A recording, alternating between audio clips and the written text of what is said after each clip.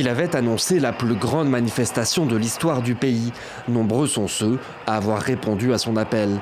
L'opposition mobilisée dans la rue, Juan Guaidó n'entend rien lâcher.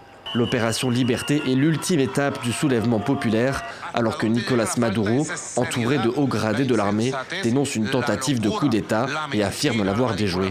Les États-Unis font planer la menace d'une intervention militaire. Une action militaire est possible. Si c'est ce qui est requis, c'est ce que feront les États-Unis. À Khartoum, ils sont des centaines venus des 4 coins du pays à grossir chaque jour un peu plus les rangs des manifestants. Parmi eux, ces Soudanais originaires du Darfour. Ceux-là, peut-être plus que tous les autres, ne veulent plus entendre parler des militaires. Pour eux, le nouvel homme fort du pays et les militaires encore en place sont complices, voire responsables de la guerre au Darfour. Là-bas, le général est accusé d'avoir recruté les milices et favorisé des crimes de guerre. Et dans cette partie du pays, jamais on ne pourra plus faire confiance à un gouvernement dirigé par Abdel Fattah al-Burhan. Elle est habituée aux victoires, mais ce 1er mai pour Caster Semenya est un jour de défaite. Le tribunal arbitral du sport vient de la débouter. Elle devra prendre des médicaments pour pouvoir descendre en dessous de ce niveau de testostérone.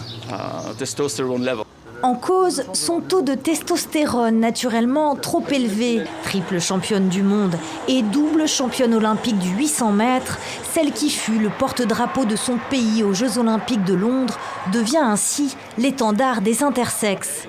Une voix et un physique hors norme, une vie à prouver qu'elle est bien une femme.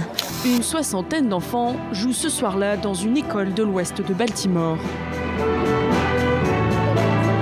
Ces jeunes musiciens font partie d'Orchids, un programme qui veut insuffler le changement social en enseignant la musique. Baltimore évoque surtout la violence, les inégalités sociales et les émeutes qui ont secoué la ville en 2015, quand Freddie Gray, un noir américain, a été tué par des policiers.